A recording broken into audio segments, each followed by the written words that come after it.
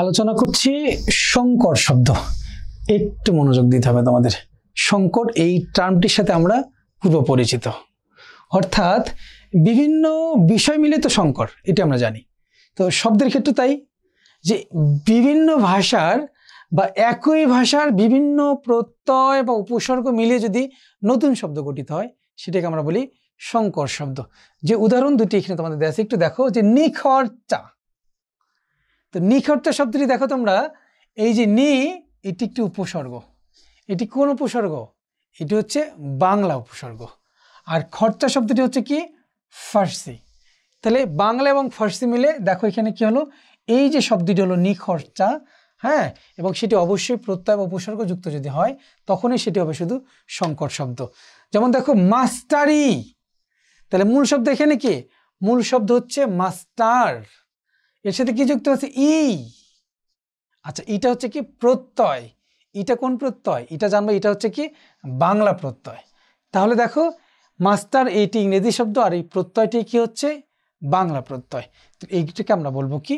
সংকর শব্দ। একটু খেয়াল করো তোমরা, যে এর পরে যে টার্মটি তোমাদের সাথে পরিচিত মুন্ডমাল শব্দ, এই শব্দটির ইংরেজি টার্মটা তোমরা বেশি করে জানো, কি হচ্ছে? অ্যাব্রিভিয়েশন। তো অ্যাব্রিভিয়েশনের বাংলা হচ্ছে কি? মুন্ডমাল শব্দ। তো অ্যাব্রিভিয়েশন তোমরা জানো। আমি যদি বলি দেখো ইউএনও, তাহলে ইউএনও কি হচ্ছে? উপজেলা নির্বাহী অফিসার। বাট আমি যদি বলি দেখো ইউএন, তাহলে কি? United Nations. তাহলে এটাই হচ্ছে কি? মুন্ডমাল শব্দ। অর্থাৎ দ্রুত ব্যবহারের সুবিধার্থে অনেক সময় একাধিক শব্দে গঠিত একটি শব্দগুচ্ছকে সংক্ষিপ্ত আকারে ব্যবহার করা হয়। অর্থাৎ পরপর কয়েকটি শব্দের শীর্ষ বা প্রথম অক্ষরটিকে গ্রহণ করে একাধিক অক্ষর বিশিষ্ট একটি মূল শব্দ গঠিত হলে তাদেরকে বলা হয় কি? মুন্ডমাল শব্দ, অর্থাৎ অ্যাব্রিভিয়েশন। যেমন ইউনাইটেড নেশনস অর্গানাইজেশনস, সেটা হচ্ছে কি? ইউএনও। আচ্ছা, এরপরে ইউনিসেফ হতে পারে, সার্ক হতে পারে, সেন হতে পারে, এরকম অনেক। MA masters of arts, BA bachelor of arts, তোমরা এগুলো টার্মের সাথে পূর্ব পরিচিত। এখন আমরা আলোচনা করছি মিশ্র শব্দ। এটি খুবই গুরুত্বপূর্ণ। মিশ্র শব্দ থেকে প্রায় প্রশ্ন এসে যায়। একটু খেয়াল করে দেখো, মিশ্র শব্দ কি? অনেকটা সংকরের মতো এটি। আচ্ছা, মিশ্র কি? যে একাধিক ভাষার শব্দ যুক্ত হতে, মানে একটি শব্দের মধ্যেই দুটি শব্দ দুই ভাষার হবে। যেমন ধরো ডেপুটিগিরি একটি শব্দ দেয়া আছে, কি বলা আছে? ডেপুটিগিরি। তাহলে ডেপুটি এটি হচ্ছে ইংরেজি শব্দ, আর গিরি এটি হচ্ছে কি? ফার্সি শব্দ। যেমন হচ্ছে মাস্টার মশাই, একটু খেয়াল করে দেখো তোমরা, মাস্টার মশাই। তাহলে মাস্টার মশাই, একটু খেয়াল করো, মাস্টার মশাই। তাহলে আমরা দেখি মাস্টার, এই মাস্টার শব্দটি হচ্ছে ইংরেজি শব্দ, আর মশাই শব্দটি হচ্ছে তদ্ভব শব্দ। তাহলে মাস্টার মশাই এটি হচ্ছে কি?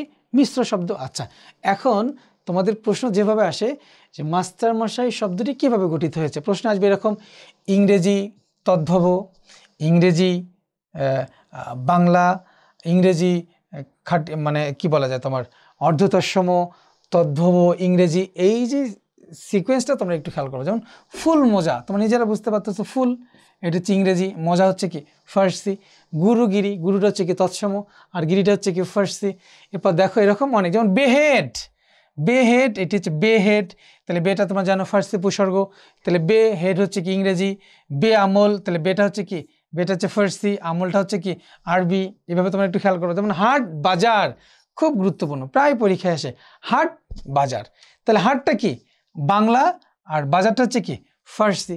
বাট এটাকে অনেকে ভুল করে, তোমরা পরীক্ষা দাও যদি এভাবে আসে উল্টো, যে ফার্সি যোগ বাংলা। তাহলে হাট বাজার কি? একটু খেয়াল করে দেখো, হাট বাজার। তাহলে হাট বাজার ফার্সি না বাংলা? না বাংলা না ফার্সি? একটু খেয়াল করো, হাট হচ্ছে অবশ্যই বাংলা, আর বাজার হচ্ছে কি? ফার্সি। তাহলে হাট বাজার কি হবে? বাংলা যোগ ফার্সি, ফার্সি যোগ বাংলা কিন্তু না। একটু খেয়াল করে দেখো, রাজা বাদশাহ।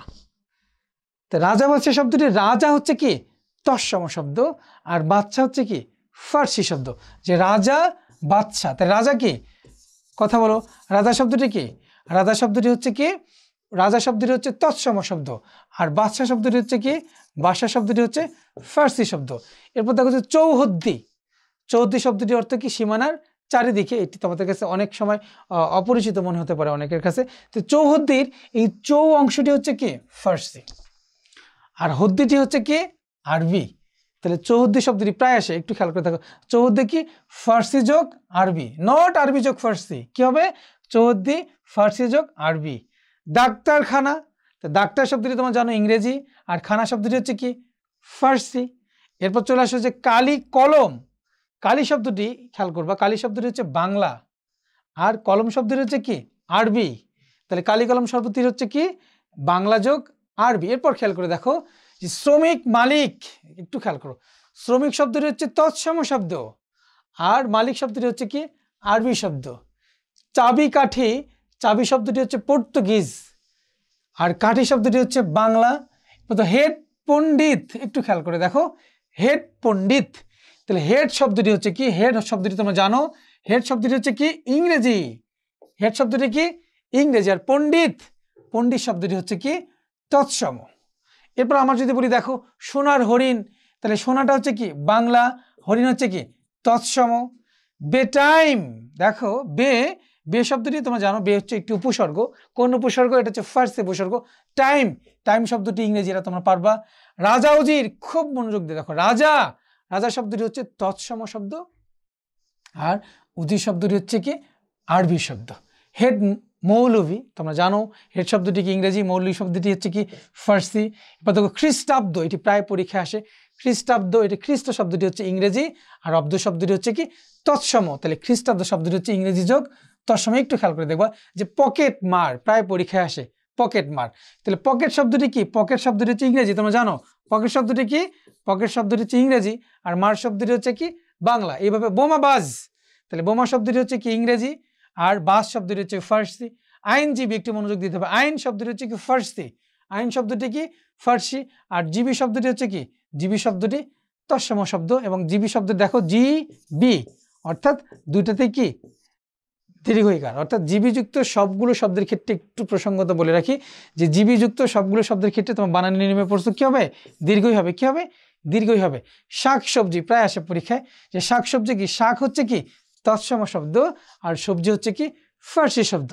এখন একটু খেয়াল করে দেখো যে অতৎসম, অর্থাৎ তদ্ভব, অর্ধতৎসম, দেশি বা বিদেশি শব্দে মূর্ধন্য এবং মূর্ধন্য যুক্ত হয় না। এটা আমরা আগে পড়েছিলাম যে নত্যবিধান এবং সত্যবিধানের নিয়মে, যে নত্যবিধান এবং সত্যবিধান কার্যকরী হয় কি তৎসম শব্দে, আর কার্যকরী হয় না কোথায়, অতৎসম শব্দে।